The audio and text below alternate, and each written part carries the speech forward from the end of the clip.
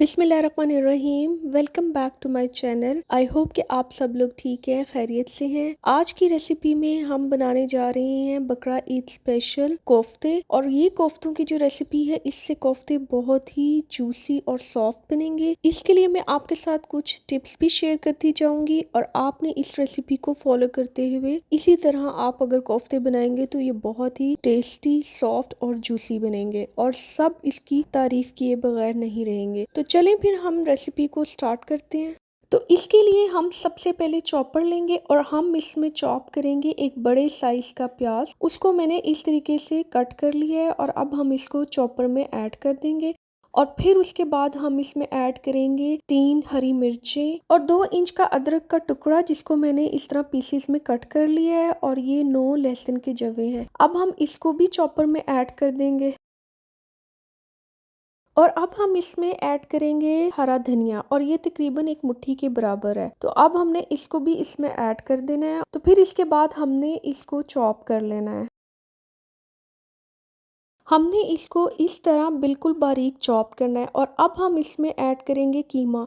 ये 500 ग्राम बीफ का कीमा है और इसको मैंने इस टोकरी में डालने के बाद इसके नीचे एक प्लेट रख दी थी, ताकि अगर इसके अंदर कुछ ब्लड है तो वो निकल जाए। और ये देखें, ब्लड निकल चुका है। तो आप भी इसको इस तरीके से जरूर छान लीजिएगा। और अब हमने कीमे को भी चॉपर में डालना है और कीमे को हमने प्याज, अदरक, लहसुन और हरी मिर्चों को चॉप करने के बाद ऐड करना है। और अब हम इसमें स्पाइसेस ऐड करेंगे, जो कि कुछ यूं है। 1/2 टीस्पून लाल मिर्च पाउडर, 1 टीस्पून जीरा पाउडर, 1 टीस्पून धनिया पाउडर, 1/2 टीस्पून हल्दी पाउडर, 1 टीस्पून नमक, 1 टीस्पून गरम मसाला पाउडर। अब हम ऐड करेंगे 2 टेबलस्पून बेसन।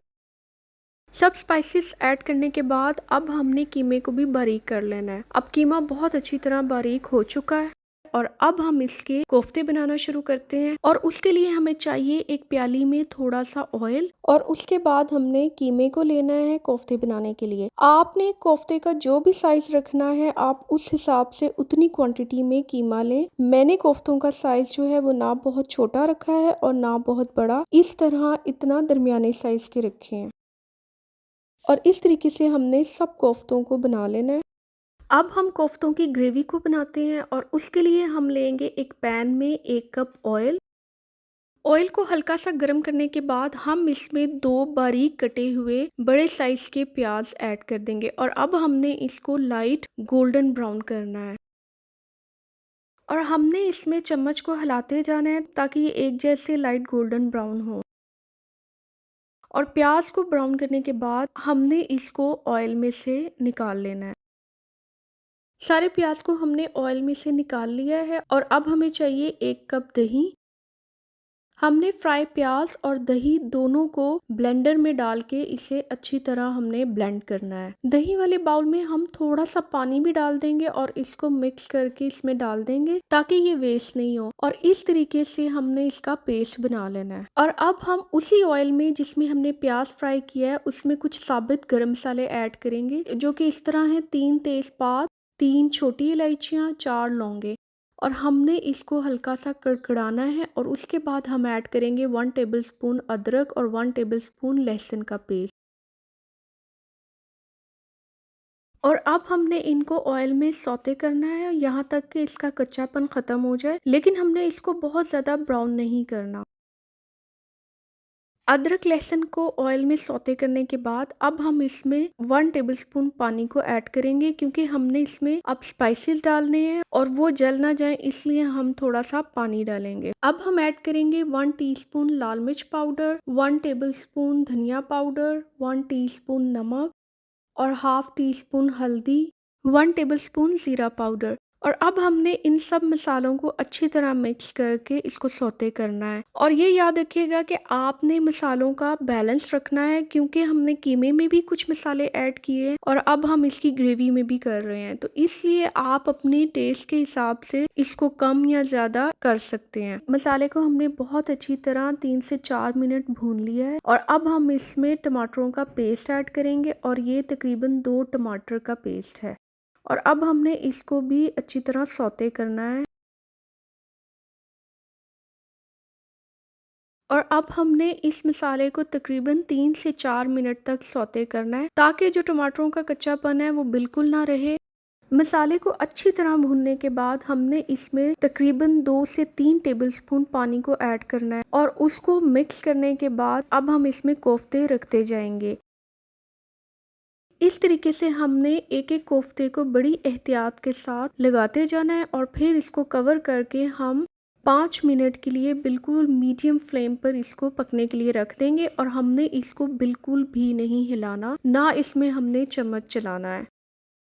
5 मिनट गुजरने के बाद अब हम इसको चेक करते हैं और ये देखें आप कि कोफ्तों का कलर चेंज हो चुका है और अब हमने पैन को इस तरीके से पकड़ के हिलाना है। हमने इसमें चम्मच बिल्कुल भी नहीं चलाना। इसको थोड़ी देर हिलाने के बाद कि मसाला कोफ्तों में रच बच जाए, उसके बाद हम इसको दोबारा से कवर करके इसे पकने के लिए रख देंगे।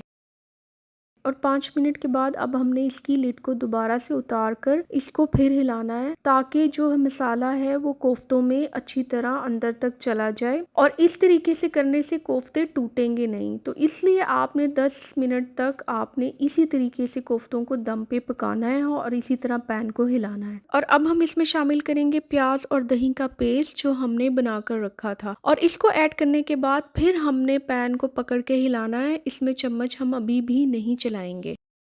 प्याज और दही के पेस्ट को अच्छी तरह कोफ्तों में मिक्स करने के बाद अब हम इसमें कुछ कटे हुए आलू ऐड करेंगे और ये आलू तकरीबन 2 हैं। 2 बड़े साइज के आलूओं को मैंने ऐड किया है और ये ऑप्शनल है और अगर आप आलू ऐड नहीं करना चाहते तो आप ना करें। आलू भी हमने बहुत एहतियात के साथ कोफ्तों में इस तरीके से लगा देने हैं और फिर उसके बाद हम इसको फिर हिलाएंगे ताकि आलू भी मसाले में मिक्स हो जाए और उसके बाद हमने इसको कवर करके पकने के लिए रख देना है तकरीबन 10 मिनट के लिए और हमने फ्लेम को मीडियम रखना है। ऑयल ऊपर आ चुका है और अब हमने इसको और अच्छी तरह भून लेना है।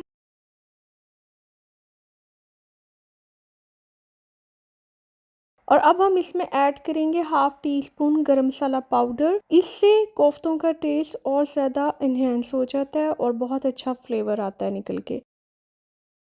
हमें इसे भूनते हुए तकरीबन 5 से 7 मिनट हो चुके हैं और आप देख सकते हैं कि ऑयल पूरा ऊपर आ चुका है और इसका मतलब है कि मसाला बहुत अच्छी तरह हम भून चुके हैं। और अब हम इसमें पानी ऐड करेंगे और वो हमने जितनी ग्रेवी रखनी है उस हिसाब से हम इसमें डालेंगे। और आलू भी तकरीबन 70% गल चुके हैं तो इसलिए मैंने इसमें 2 गिलास पानी डाला है और अब हम इसको कवर करके मीडियम फ्लेम पर तकरीबन 10 मिनट के लिए पकने के लिए रख देते हैं।